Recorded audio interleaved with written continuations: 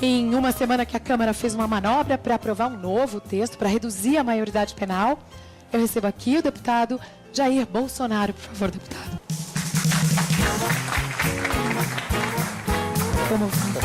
Bem-vindo. Fique tranquilo que eu só estou afônica. A gripe mesmo já passou. Então hoje eu vou falar mais do que você. Eu acho que sim. Eu tenho a leve impressão de que sim. O senhor é conhecido por falar bastante e por falar um pouco sem filtro, né? Sim. Por isso que o senhor é muito polêmico. Eu tenho imunidade para falar. Ah, é a imunidade parlamentar para falar? É assim que tem que ser a imunidade parlamentar, e não para agir como de vez em quando alguns agem. Por exemplo? O pessoal do Lava Jato. Tá, ok? Uso em parte da imunidade, é lógico, e onde tem as chincanas e atraso no processo. Tá, ok? Se bem que eu não quero aqui pré-julgar nenhum dos meus companheiros que estão nesse processo. Cabe ao Supremo. Como eu acabei de ser julgado há 2 meses num processo no Supremo também. Qual foi o processo do Supremo que o senhor acabou de ser julgado? Foi da Preta Gil? Foi da Preta Gil. Um processo por racismo. Racismo, né? E também entrou homofobia também. E o processo não foi escudado no artigo 53 da Constituição, onde diz que nós somos invioláveis por palavras, opiniões e votos. Foi simplesmente porque o dono do programa CQC, senhor Marcelo Tais, informou para o Supremo Tribunal Federal que não tinha mais a fita bruta daquele episódio. Ou seja, ele simplesmente, eu dei uma entrevista com o laptop e ele inverteu as respostas, com má fé. Se ele tivesse entregado a fita bruta, estaria fazendo prova contra ele. Então, meu processo... O senhor disse que houve uma confusão, então. O que aconteceu? Eu vou explicar. Para quem não assistiu o CQC ou não participou dessa polêmica, a Preta Gil fez uma pergunta: o que o senhor diria se um dos seus filhos se casasse com uma mulher negra? E o senhor entendeu o contrário? Não. Isso que foi o ar. A pergunta foi gay. E eu dei aquela resposta. Sim. O Marcelo Taz pegou a resposta que eu dei para a pergunta gay e botou a pergunta negra da Preta Gil. Então, a minha pena seria 8 anos de cadeia. Só má fé. E essa pergunta foi ao ar 40 dias depois. Não foi ao vivo aqui. Então, peraí. Tudo bem se um dos seus filhos se casasse com uma negra? Sem problema nenhum. A minha esposa, o meu sogro... O senhor não é racista. Meu sogro mora na Ceilândia, motorista de ônibus aposentado, e é conhecido como Paulo Negão. Preciso falar mais alguma coisa? E mais ainda, tem uma filha que vai ser cotista. É justo isso? Então, minha briga é na questão de negro, não tem problema nenhum, eu sou contra cotas. Na questão de gay, a minha briga é contra o material escolar para criancinhas a partir de 6 anos de idade. Então, esses grupos... O senhor não é homofóbico? Mas eu nunca tive problema com... O problema com gay apareceu em novembro de 2010. Quando eu descobri um material escolar que seria distribuído para criancinhas a partir de 5, 6 anos de idade, com filmes de meninas se beijando. Inclusive, o então secretário de alfabetização do MEC, André Lázaro, em audiência pública, que eu tenho as fitas, declarou o seguinte, rindo: levamos 3 meses discutindo até onde a língua de uma menina entraria na boca de outra menina para fazermos um filme beijo lésbico para combatermos a homofobia. Para a criança, entrei com tudo, deu uma de Júnior Baiano, do Flamengo, do Bons Tempos, entrei rachando. E daí, como eu não tenho argumentos contra mim, acuso-me de homofóbico. Mas o senhor viu que recentemente nos Estados Unidos, agora essa semana, todo mundo pôs a bandeirinha colorida nas redes sociais para comemorar a legalização do casamento gay, os direitos civis dos gays, com esses o senhor concorda? Eu não tenho nada a ver com a vida particular de quem quer que seja. Se ele quer ser feliz com uma mulher ou com um homem, não tenho nada a ver com isso e quero que ele seja felicíssimo. Eu só não admito o material escolar. E eu descobri isso em novembro de 2010, que ficou conhecido como kit gay. E o senhor se sente injustiçado, então, ou mal interpretado? Olha só, eu não sou comprado. Tá? O que um parlamentar tem para negociar em Brasília? É seu voto. Esse Congresso melhorou muito em relação ao do passado.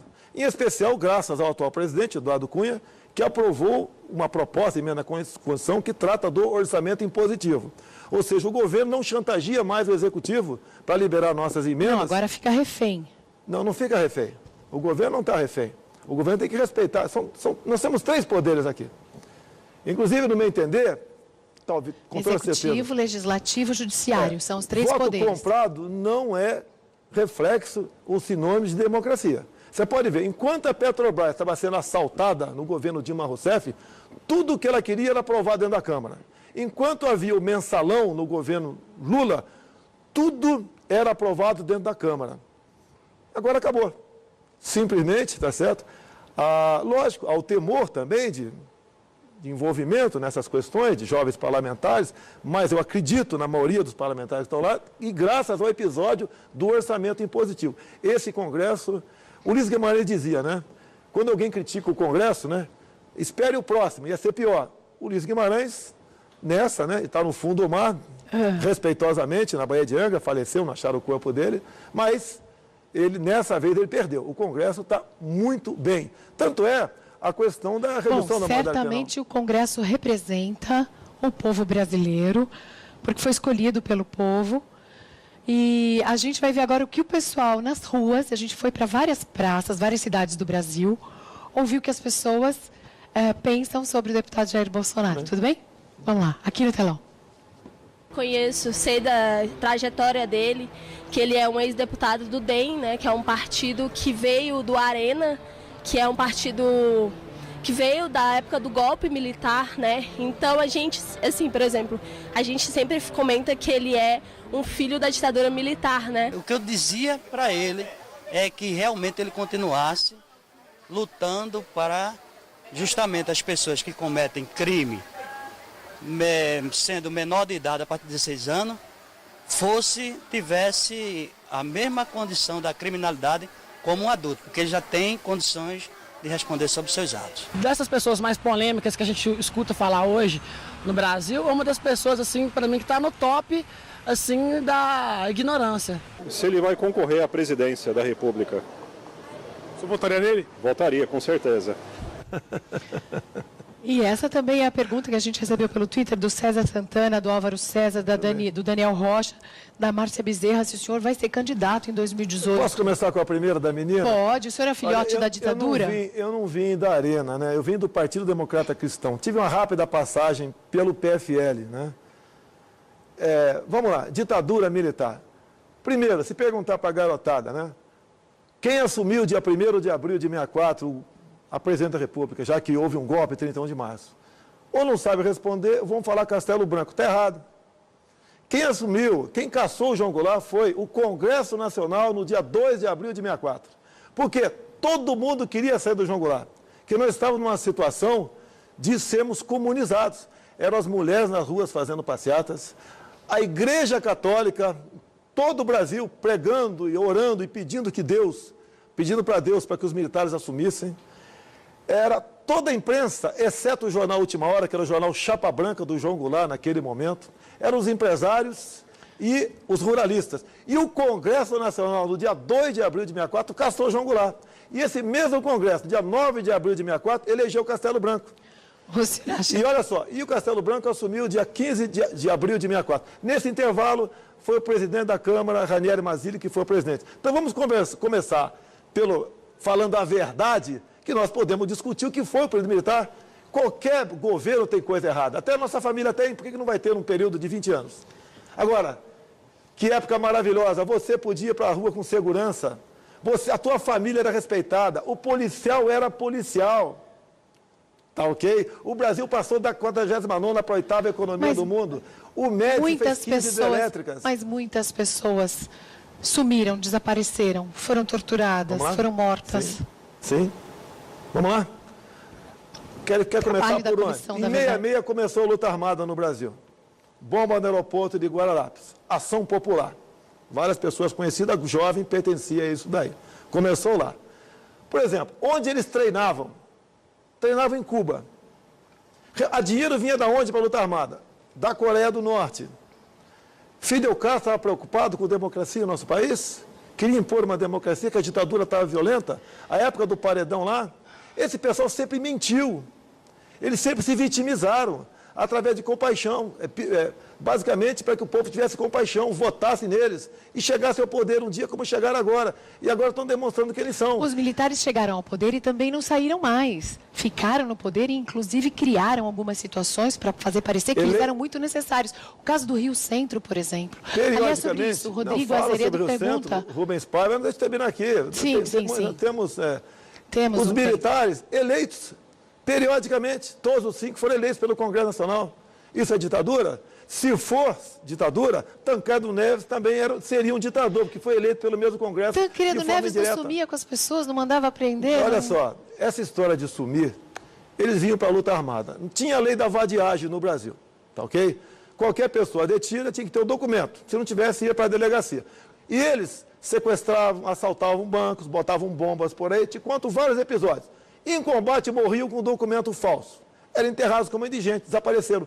Quantos deles justiçaram, em especial no Araguaia, e botaram na nossa conta? Quantos? E outra, foram 400 que morreram, desapareceram? Nós temos 60 mil mortes por ano no Brasil atualmente. A maioria jovens, e pessoas inocentes, com a leniência. Mas o senhor aprecia o momento atual de democracia, de liberdade, de poder votar e escolher do Brasil?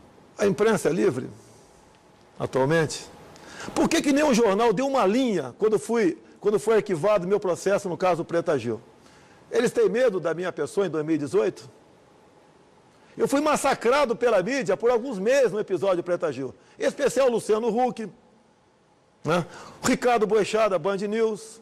Era todo dia paulado em mim, racista e homofóbico. Isso dói, pesa. Racista, homofóbico, não dou bola para isso. Tá ok? É que homofobia ainda não é crime, racismo é, né? Racismo é, e infelizmente... Mas homofobia podia ser crime também. Olha só. Qualquer tipo de nos preconceito, países assim. que o governo do PT adora e admira, como Cuba, os africanos aqui, ditaduras, alguns países do Oriente Médio, lá é o contrário. O gay é condenado à morte, de 3 anos de cadeia à morte. A gente não quer isso. Agora, criminalizar, na verdade, né? Vocês vão criminalizar a heterofobia, não me entender. Falta criminalizar isso também. A questão de homofobia... Isso. Olha só, a minha briga... Sabe o que eu vou fazer? Eu vou convidar o Mauro para entrar. A minha briga não é com homossexuais, repito, com o material escolar. Não admito em defesa da família e das crianças, porque isso é uma política para escancarar as portas para a pedofilia. Existem muitas crianças que já nascem com uma sensação de não pertencimento quando elas se descobrem transgênero, que já é uma outra linha também. Essas crianças precisam de apoio e de... Quanto mais informação as pessoas todas receberem sobre os problemas que as crianças têm na questão de gênero, mais apoio essas crianças poderão receber. Não precisa ser no kit escolar, como o senhor acha, mas é importante que todos debatam e discutam. A partir de 5 anos de idade? Não, as famílias, não só as crianças. Mas o Estado não pode interferir na educação das crianças, na família, como covardemente fez na Lei das Palmadas, cuja madrinha é a Xuxa Meneghel, que foi na Câmara com a rainha Silvia, com a princesa da Suécia, Silvia, a rainha Silvia da Suécia, para lançar isso aí, onde eu perguntei para a Silvia. No Brasil, com o projeto inicial, um moleque de 17 anos, se desse um tapa no bumbum dele, uma bronca, o pai seria punido. Mas na Suécia, a maioridade penal são 15 anos. Lá ele pode até ir para a cadeia, aqui não. Ou seja, o que eles querem? Tirar a autoridade dos pais. Como já tiraram a autoridade do professor na sala de aula. Hoje o professor está muito mais preocupado em não apanhar na sala de aula do que ensinar alguma coisa. Como episódio agora anteontem em Sergipe, um marmanjão de 16 anos de idade encheu de pancada na professora e furou o seu couro cabeludo com a caneta. A situação dos professores é muito grave, a situação da violência é muito grave. Com a PEC da redução da maioridade penal, né, como está, esse marmanjão vai responder numa Fundação Casa, ação socioeducativa. Ele só iria ser processado, né, como adulto, caso entrasse em óbito essa diretora da escola. E diz ainda esse pessoal da esquerda que nós temos que botar esses menores na cadeia, na escola. Ao contrário, nós temos que pegar alguns menores na sala de aula e mandar para a Fundação Casa ou para a cadeia. Eu vou pedir ao Mauro que participe da entrevista. Mauro, porque senão O Rubens perguntou ali no telão se o senhor vai ser candidato à presidência da República. Essa pergunta está chegando com muita ênfase aqui entre as pessoas que estão assistindo o programa. Por exemplo, a Márcia Bezerra pergunta, inclusive, sobre o Partido Militar Brasileiro, que o senhor estaria se empenhando em criar ou colaborando com isso. Quantas assinaturas precisa, em que pé que isso está? Eu estou colaborando com o PMB apenas, tá ok? Não pretendo ir para lá. Tá, okay? Aliás, o senhor eu não concordo com o nome Partido Militar, eu não concordo com isso, tinha que ser um outro nome, mais leve, Partido da Defesa Nacional, seja lá o que for, mas é um partido, mesmo qualquer parlamentar indo para lá, não leva o tempo de televisão, nem o fundo partidário. Você não tem como fazer uma campanha, até para deputado federal aqui em São Paulo ou no Rio de Janeiro, sem televisão. É quase impossível um partido sem TV conseguir eleger alguém. O que eu pretendo em 2018 é estar num partido onde, entre nós filiados, qual partido? Eu ainda não me separei, né, do PP, você já quer arranjar noiva para mim, tá ok? Mas o senhor já anunciou o divórcio. Tá, lógico que eu pretendo me separar, porque meu partido, lamentavelmente, na eleição passada, negociou o seu tempo com o PT. Eu pretendo estar num partido onde, entre nós filiados, você talvez lá, quem tiver condições de ser candidato a presidente, a governador, senador, etc., que tenha essa legenda. O Mauro não vai participar, não, deputado. Lamento. Eu ia te convidar para ser meu vice. Agora, o senhor, obrigado pelo convite, mas eu declino. Agora, o senhor está aí concorrendo e pensando numa candidatura, o senhor está na sua 7ª legislatura como deputado federal, e tudo isso com voto, tudo isso dentro do jogo democrático. O senhor, inclusive, foi o deputado mais votado do Rio de Janeiro, ou seja, o senhor tem um discurso de falar muito sobre ditadura militar, sobre períodos militares e de elogiar aquele período, mas o senhor construiu toda a sua carreira dentro da democracia. A democracia é tão ruim assim, deputado? Primeiro, eu não admito a palavra ditadura militar. Vamos às ruas um dia? Em qualquer lugar aqui em São Paulo. É de conceito vamos pegar todos mesmo. Aqueles que têm mais de 60 anos de idade e perguntar como eu vivia naquela época. Então vamos falar de regime militar, que foram aqueles começou a atenuar. Que foram aqueles 21 anos em que ninguém podia votar aqui no Brasil. Vamos falar você votava para prefeito, você votava para vereador, para deputado federal, para 2/3 do Senado, tá ok? Naquelas listas, né? Não, mas, enfim. não é lista não, a lista era livre. Mas a pergunta que eu fiz... O Maluf aí pertenceu ao regime militar como governador. São Paulo, Biônico, ele nunca foi votado como... contra a ditadura nunca foi votado como governador. Quem? Maluf nunca foi votado como governador. Não, mas ele foi o governador biônico. Todos os governadores eram biônicos. Sem as obras do Maluf, São Paulo não existiria. Assim como sem as obras dos militares, o Brasil também não existiria. Você tinha liberdade para sair do Brasil, ir e voltar, quando bem entendesse. Inclusive a nossa população... Mas você não teria liberdade para sair do partido, por exemplo. Eram só 2, agora o senhor tem. Pode tenho não. Se eu sair do partido agora, eu perco o mandato. Eu estou esperando a janela. Como é que vai ficar essa questão, Eu estou esperando abrir a janela por ocasião da votação da PEC, da reforma política, para poder sair. E o partido que eu estou conversando, né? Um é o PSC. A proposta que eu fiz inicialmente é bem o começo do namoro. Se em junho de 2018 eu tiver mais de 10% de intenção de votos, a legenda é minha. Se tiver menos, eles decidem o que fazer com a legenda para a presidência. Estou pedindo muito? E o partido do Levi Fidelix?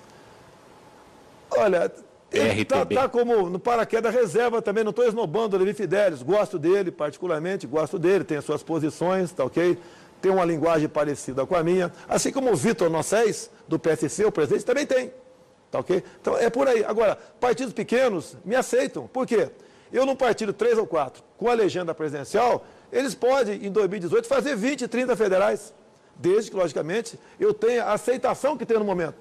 Estou desafiando qualquer programa de televisão, tá? Ao vivo. Faça uma enquete. Ao vivo só o nosso, tá? Tem o Ratinho também ao vivo, né? Mas se quiser, faça uma enquete. Bota lá Aécio Neves, bota lá Lula, Marina Silva, Jair Bolsonaro, Levi Fidelix. Duvido que numa enquete ao vivo eu não ganhe de todos eles juntos. Duvido. Porque não é que eu falo o que o povo quer ouvir. Eu sou o que o povo quer. O senhor tem certamente uma página no Facebook bastante curtida. Sim. O senhor faz sucesso nas redes sociais, para o bem e para o mal. Porque a gente recebeu, assim, várias mensagens, entre elas aquelas que eu não usei a mensagem aqui, mas chamavam o senhor de racista, de homofóbico, de misógino. Eu acho que racista é bom parar de falar depois da decisão do Supremo Tribunal Federal. Pronto. E o senhor Luciano Huck, se tiver um pouco de dignidade, tá ok? Se retrate, já que eu fui esculachado várias vezes no seu programa. Eu não vou pedir para o Ricardo Boechat, porque já conheço o caráter dele, tá ok? Em especial depois do que ele fez com o pastor Silas Malafaia. Então não vou pedir para ele se retratar, não. Tem que respeitar a decisão do Supremo. Senhor Marcelo Tais, eu estou aguardando uma retratação tua também. Mas o senhor tem muitos fãs. A Eliane Duarte quer saber se o senhor acredita que a militarização das escolas no Brasil seria uma opção para o futuro do país. Exemplo agora, em alguns colégios públicos estaduais do Amazonas e Goiás. Botaram um coronel como diretor e alguns militares para administrar. O colégio, a nota dos alunos foi lá para cima. E eram colégios em regiões violentas. A molecada é revistada periodicamente, canta o hino nacional, tem aula de educação moral e cívica, chama a professora de senhora e não de tia, se levanta quando o professor entra na sala de aula. Então são pessoas que têm noções fortes de disciplina e hierarquia, o que falta nas escolas do Brasil. Caso eu fosse presidente da República, eu convidaria para o MEC um general que tivesse comandado um colégio militar pelo Brasil. Então vamos fazer esse exercício. Caso o senhor fosse presidente da República, quantos ministérios o senhor teria? Não seria o 38, pode ter certeza. Metade disso é o suficiente. Tem ministério que você bota num só. Igualdade racial, o da mulher, tá? Direitos humanos, que é um lixo, a Secretaria de Direitos Humanos, um lixo, só defende bandidagem. Tá? Que estão fazendo campanha agora, trabalhando contra a redução da moralidade penal. Sabe por quê? São bilhões por ano do orçamento para ONGs, para tratar de menores. Ou seja, se eles tratassem efetivamente de menores, sairiam dessas instituições e eles não teriam mais como ganhar dinheiro. Então, eles estimulam a violência da molecada contra nós, porque a fonte de renda para essas ONGs é exatamente a violência. E grande parte do dinheiro vem do governo federal. E o apelo que eu faço àqueles que têm dinheiro costumam doar para essas casas. Não doem, vocês estão ajudando a aumentar a violência contra vocês mesmos. Nós temos mais perguntas da população em todo o Brasil para o senhor.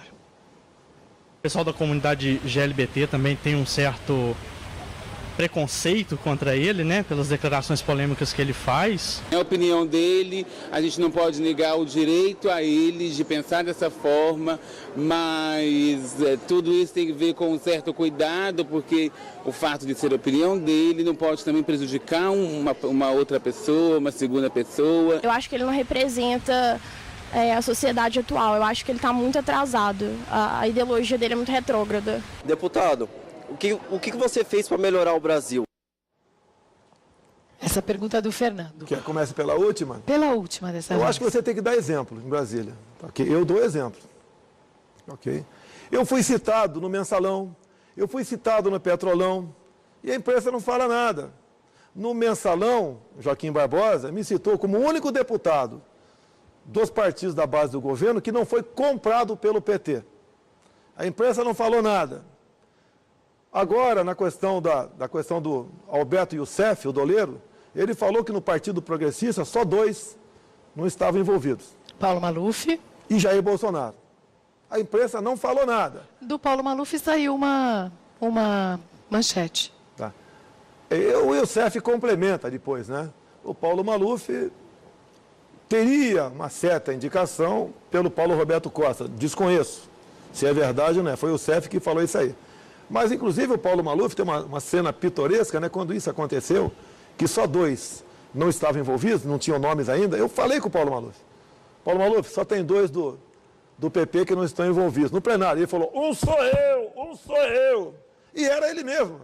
E tipo, agora o pessoal faz chacota comigo que eu estou na lista do Maluf. Não tem problema, essa lista do Maluf é a lista do bem, estou nela. Por que a imprensa não faz nada? Como eu disse para você, repetindo, por que a imprensa não dá uma linha no arquivamento do meu processo por racismo? Deu nada a ver com gay ou contra gay. Eu quero que eles fiquem roucos, né? 2 homens fiquem roucos de tanto gritar, né? Por amor, no motel. Eu quero que sejam felizes agora. Botar o kit gay para garotada no ensino fundamental, não. Já tentaram me caçar. Podem fazer o que bem entender. Não vou arredar meu pé. Eu costumo dizer que o soldado que vai à guerra e tem medo de morrer é um covarde. E eu estou dentro da Câmara, respeito lá 99% dos parlamentares, tá ok? E assim sendo, eu falo o que acho que tem que ser falado e sou respeitado. Agora, eu não vou aceitar a pressão de meia dúzia de parlamentares me ameaçando o tempo todo com processos. Como eu estou com processo 2 no Supremo, o Tribunal de Justiça, por apologia ao estupro. Ou seja, uma deputada defendendo, né, o Champinha, o estuprador, em 2003, no Salão Verde, tá, num debate comigo, perde a razão e me chama de estuprador. E daí eu dou um troco para ela. E ela me processa por apologia ao estupro. Onde, na verdade, né, ela tinha que estar processando, era o cunhado dela, que naquele mesmo ano, ela como integrante da CPI da pedofilia, armou um flagrante em Porto Alegre, numa região onde havia exploração sexual de meninas. E quando abriram o carro, tinha 2 meninas lá dentro, uma de 15 e uma de 11. A gente tem uma parte de uma discussão do senhor com a Maria do Rosário. Grava aí que eu sou estuprador agora. Olha, jamais estuprar você que você não merece. Olha, eu espero que não. Dá, eu te dou outra. Dá que eu te dou outra. Dá que eu te dou outra. Dá que eu te dou outra. Dá que eu te dou outra. Dá que eu te dou outra. Mas o que é isso? Você me chamou de estuprador? Você me chamou de estuprador? Você é moral. Tá, vagabunda? O que é isso aqui? O que é isso aqui? O que é isso aqui? Desequilibrado! O que é isso, vai dizer agora desequilibrado? que você é uma coitada agora. Mas o que é isso? Família que é de estuprador. Mas o que é isso? Mas o que é isso? Mas o que é isso? Mas o que é isso? Ainda bem que ela gravou tudo ali. Mas o que é isso? Você queria que eu aceitasse o estuprador e fosse para casa com... Não, nessa intenção de se tornar presidente. Não tem problema, é o que eu sou. É o que eu sou. Eu não sou diferente. Eu não vou ser Papai Noel. O presidente não tem que ser mais conciliador? Ou mais equilibrado? Essa cena aí tem 12 anos. É antiga. Okay? Logicamente, se ela voltasse a me agredir da forma como ela agrediu, você pode ver na cena. Ela me chamou de estuprador. Peraí. Ela me chamou de estuprador. Ela estava, 10 dias antes, ela pegou, com todo o aparato da segurança, né, sem querer, o cunhado dela. Mas, deputado, no ano passado... Envolvido numa situação de estupro de vulnerável, uma menina de 11 anos de idade. No ano passado, o senhor voltou a ter um problema Eu rememorei o fato em dezembro, porque ela fez um discurso caluniando as Forças Armadas na tal da Comissão da Verdade. Que o relatório final da Comissão da Verdade acusa todos os militares, né, e diz bem claro lá que dado as gravidades, né, das violações de direitos humanos, eles não poderiam deixar de saber aquilo. Agora, na Petrobras, Dilma Rousseff, presidente do Conselho de Administração, depois ministra de Minas e Energia, depois chefe da Casa Civil e presidente da República, aquela roubalheira toda, e o caso Passadinha ela não sabe de nada. E outra, a Comissão da Verdade, Dilma escolheu 7. Você quer uma pesada que eu falei na tribuna da Câmara, posso falar aqui agora? A comparação que eu fiz da Comissão da Verdade? Uma cafetina que quer escrever a sua vida. Não, deixa eu terminar. Chama 7 prostitutas. Relatório final das 7 prostitutas para a cafetina. Ela deve ser canonizada. Essa é a Comissão da Verdade de Dilma Rousseff. O senhor está chamando a presidente da República de cafetina? Não estou chamando. Isso chama-se uma metáfora. Não estou chamando ninguém disso aí. Eu estou fazendo uma comparação. Você acha justo criar uma Comissão da Verdade e escolher 7 para julgar as Forças Armadas? Não tem o contraditório de ninguém. Ela passou 3 anos caluniando as Forças Armadas. Todo país sério do mundo preserva e valoriza as suas Forças Armadas. Ela escrachou as Forças Armadas por 3 anos, posa de vítima. Aqui no Vale do Ribeiro, aqui do lado, a VAR Palmares matou a pauladas o Roberto Mendes Júnior. Aqui em São Paulo, a VAR Palmares explodiu uma guarita aqui e matou o soldado Mário Cosel Filho, VAR Palmares e Dilma Rousseff, cujo primeiro marido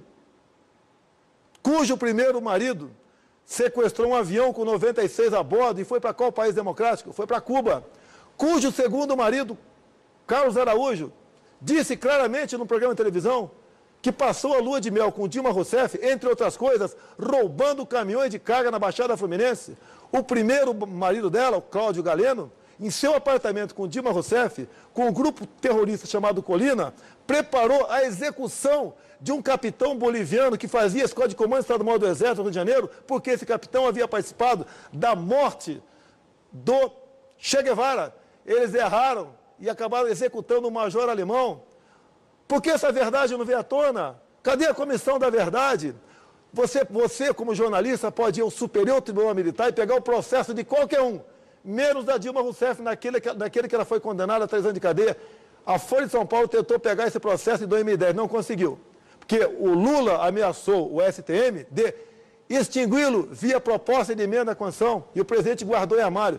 E hoje eu duvido que esse processo... Então, o presidente do STM é... É público. Todos os processos são públicos, menos o dela. Então vamos contar a verdade. E outra, a Dilma Rousseff não respeita a lei da anistia. O senhor é a favor do impeachment da presidente Dilma Rousseff? Acha que ele pode sair? Eu representei Dilma Rousseff, né, junto à presidente da Câmara, com um processo de impeachment. Sim. Mas o senhor acredita que ele pode ser eu espero, uma realidade? Eduardo Cunha praticamente arquivou todos os processos. O meu ainda não. E eu me baseio no artigo 75 da Constituição.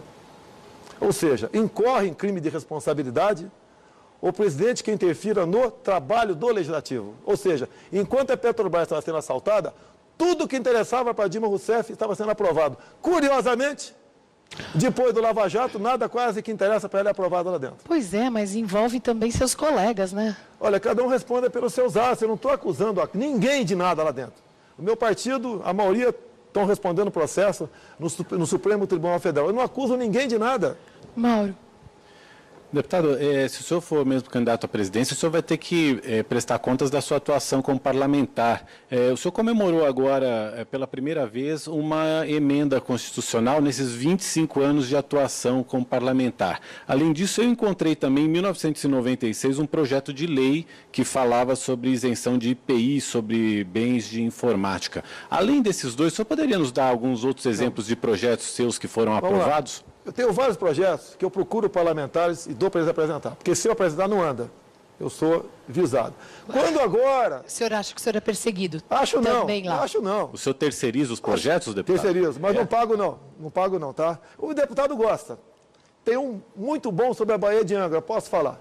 Tá ok? Mas você pode ver. Agora a imprensa fala, pela primeira vez, depois de 7 mandatos, aprovou uma emenda à Constituição, que é o voto impresso ao lado da urna eletrônica. Olha só, de 88 para cá, que é só fazer as contas aí, quantos anos são, tá ok?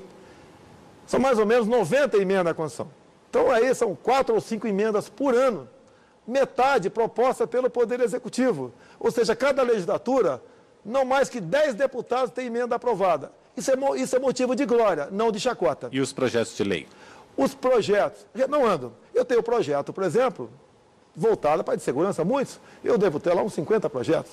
Isso é mais do que isso não.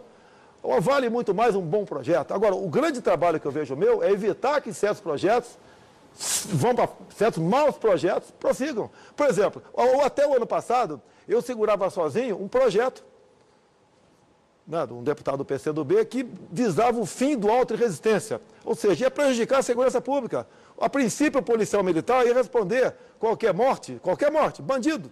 Ele responderia preso. Consegui segurar. Agora veio reforçado, né?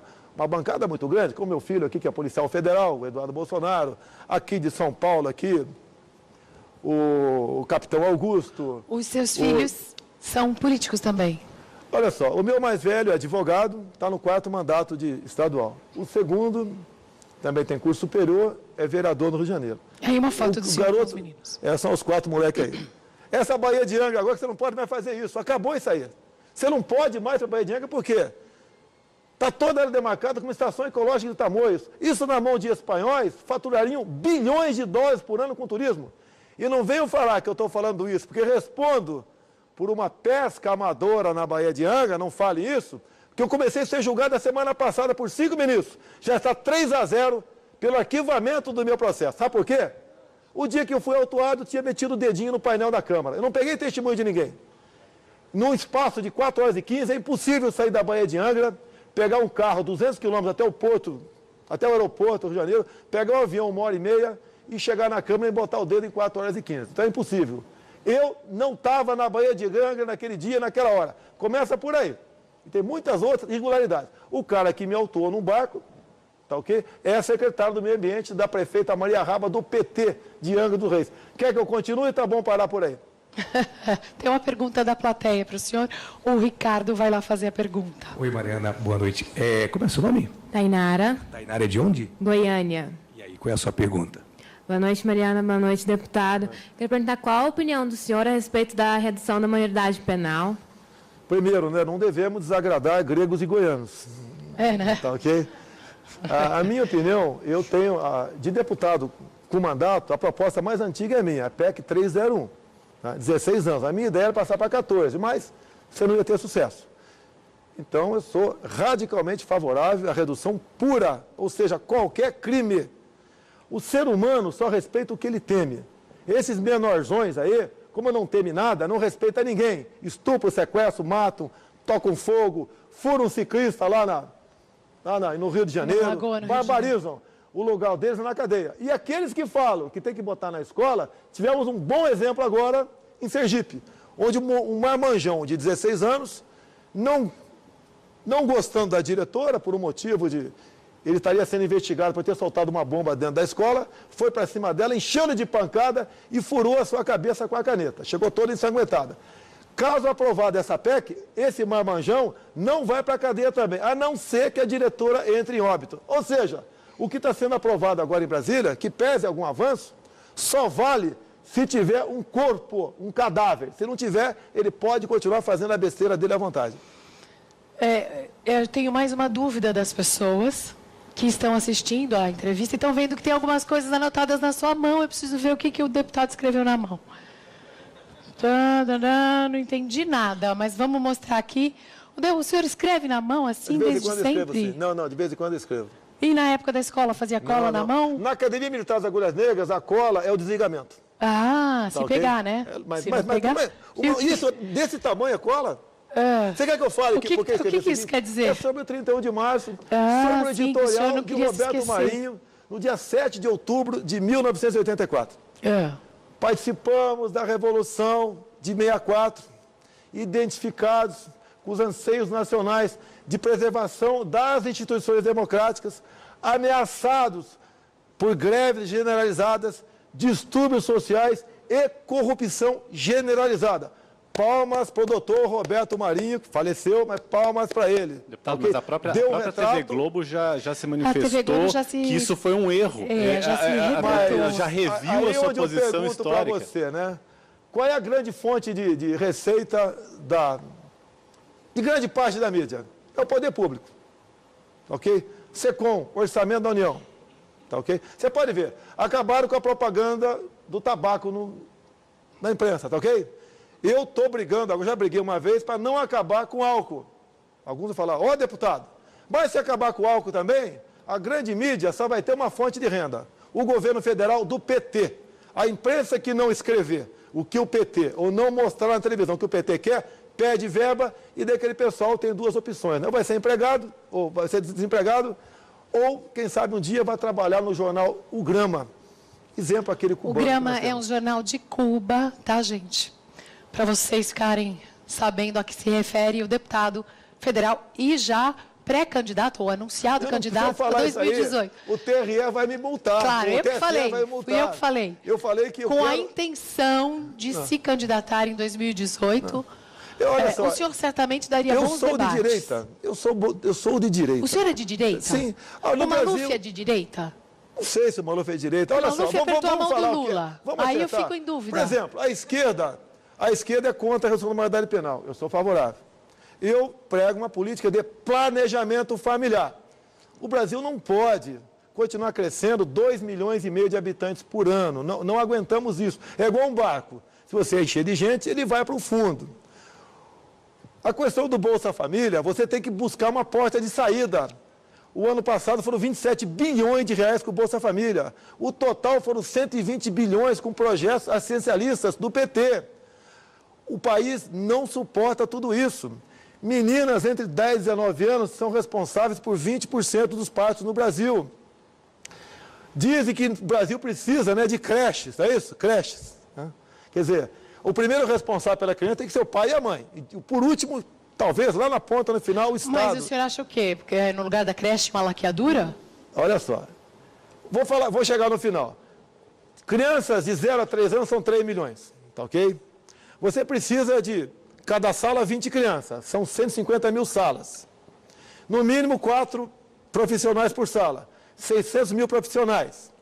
4 mil reais de salário para cada um, contando encargos trabalhistas. 2 bilhões e 400 por mês.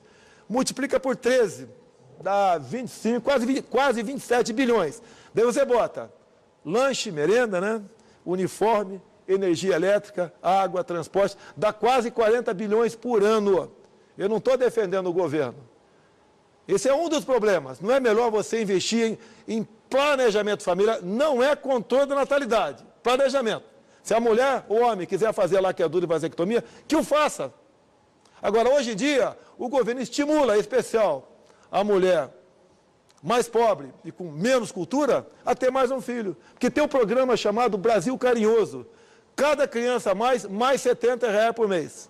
Ou seja, é o grande exército de pessoas pobres, que eu faço um paralelo com o que a esquerda queria no passado, impor a ditadura do proletariado. Então, esse grande exército de pessoas, daqui a pouco, vão estar com o cartão de Bolsa Família numa mão e título de eleitor numa outra. Para votando em quem? No PT. Deputado, muito obrigada por sua participação aqui ao programa. Eu agradeço também a você. Não sai daqui a pouquinho a gente volta para mostrar uma banda bastante talentosa. E eu vou tomar um copinho d'água para ver se melhora a minha voz. Obrigada.